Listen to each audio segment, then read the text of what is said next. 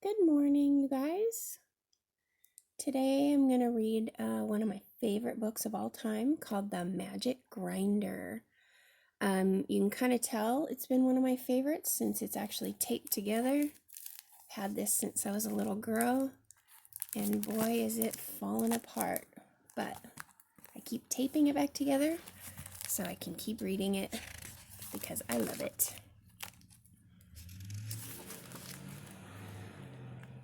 There we go. Once there was a poor maid named Minnie. She worked for the greedy Lord Grrr. Boo. While he sat in the shade all day, Minnie and her nephews worked in his garden. Minnie picked fruit and vegetables, and Morty and Ferdy pulled and cut weeds.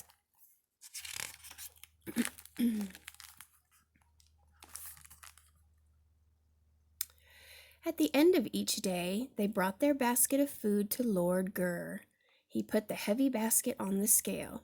Not bad, he would say, but whenever Minnie asked for her pay, he always shouted, "Come back tomorrow." So Minnie had no money. Without money, she could not buy food for her nephews. One day she went to the cupboard. It was empty. "I will go and ask Lord Grrr for some food," she said.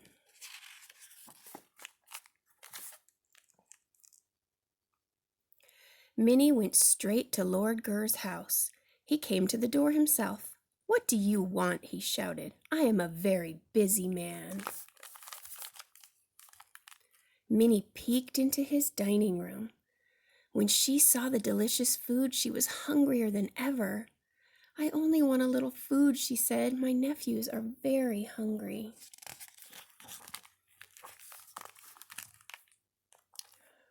"Food!" cried Lord Grr. "I only have enough for myself. Go away." Poor Minnie, away she went without food for her nephews. On her way home, Minnie had to pass a cave. Suddenly she heard a strange moaning and groaning. It was coming from inside. "I wonder what's wrong," she thought. When she stepped into the cave, she was too scared to move, for on the floor, moaning and groaning, was a very gigantic dragon. Part of the cave had fallen on him. "Do not be afraid of me," said the dragon kindly. "I'm stuck under these big rocks. I need your help."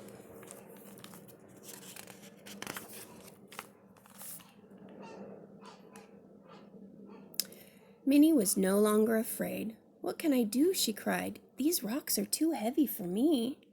The dragon pointed to the shelf on the corner. It was filled with beautiful treasures. "Take down the golden grinder and bring it here to me," he said. Minnie handed the grinder to him. "Watch and listen," said the dragon. He began to turn the handle, and as he turned, he said, "Golden grinder, help me please. You will know just what I need."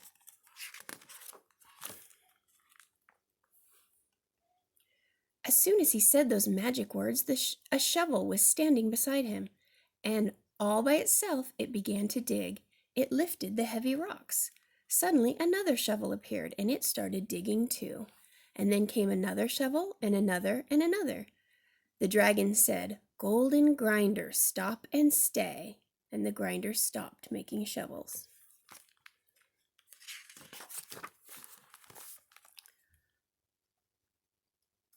At last the dragon was free again.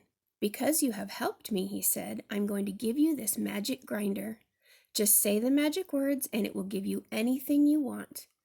"Oh, thank you," cried Minnie. The dragon waved goodbye to Minnie. "Now don't forget the magic words to make the grinder stop," he called. "It will not stop unless you say those very words." "I won't forget them," said Minnie, and away she ran to show her nephews the wonderful magic grinder.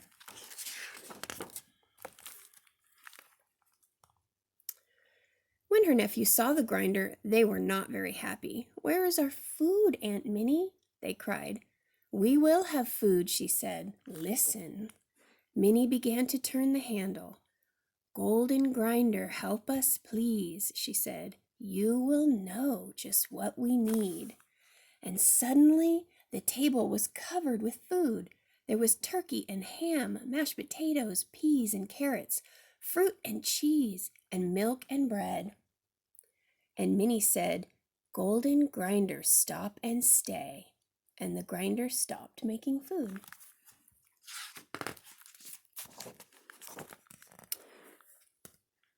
"Oh, Auntie," cried Morty, "let's ask for new clothes." Minnie said the magic words, and presto, they were dressed in fine new clothes.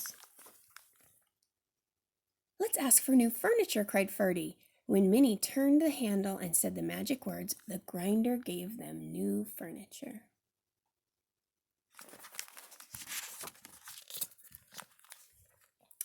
"We're rich," cried Morty and Ferdy, and they bounced up and down on their new bed.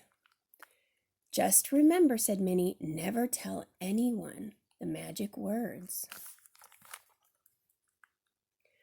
The next morning, Minnie and her nephews did not go to work in Lord Gurr's garden. Minnie stayed home to plant some flowers. Morty and Ferdy went fishing in the stream.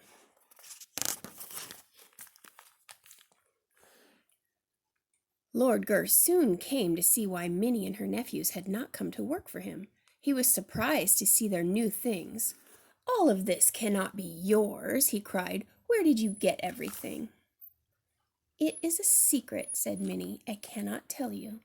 "If you don't tell me, I'll call the sheriff," shouted Lord Gurr. "He will throw you into jail for stealing."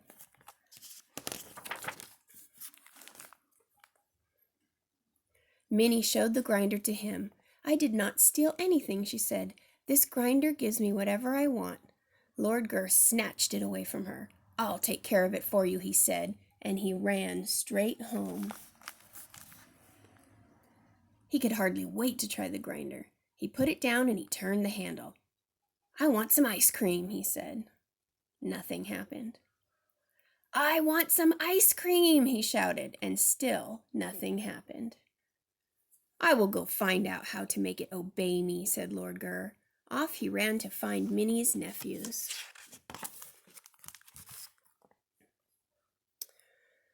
Lord Gurr found Morty and Ferdy fishing at the stream. "My dear fellows," he said, "I hear you have a grinder that gives you anything you want. Tell me, how does the magic grinder work?"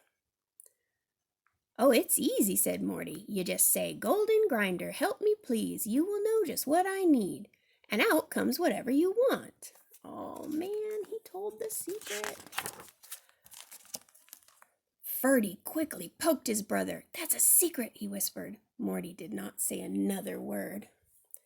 "Very interesting," said Lord Gurr, and he ran back to his house. Now he knew how to make the grinder work, and he began to turn the handle, and in his greediest voice he said, "Golden Grinder, help me please. You will know just what I need." And sure enough, the grinder began to make ice cream. Then it made more ice cream. "Stop!" cried Lord Gurr. But he did not know the magic words, so the grinder did not stop. It made popsicles and sundaes and ice cream cones. It made chocolate and strawberry and peppermint.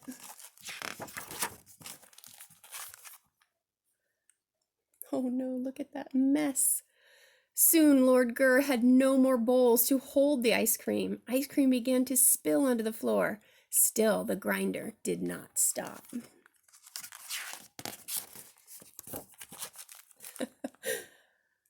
"Stop!" screamed Lord Gurr, for he was up to his ears in ice cream. "I'm freezing!" But the grinder kept making ice cream. Lord Gurr grabbed the grinder and began to run, or to me it looks like he's swimming in ice cream. He ran all the way to Minnie's house, leaving a trail of ice cream behind him. When he reached her house, Minnie met him at the door. He threw the golden grinder at her. "If you will just make it stop," he cried, "I will never bother you again."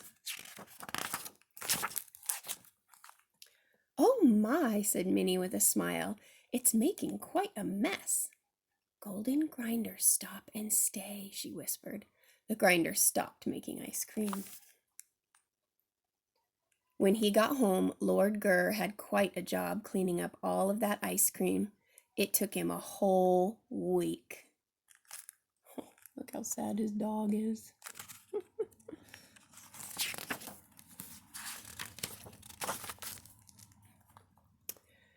As for Minnie and her nephews, they never went to work for Lord Gur again. Minnie sewed in her own shady garden. Morty and Ferdy spent their time fishing, and the magic grinder gave them everything they needed to live happily ever after. The end. Wasn't that fabulous? I just love that book. It's one of my favorites.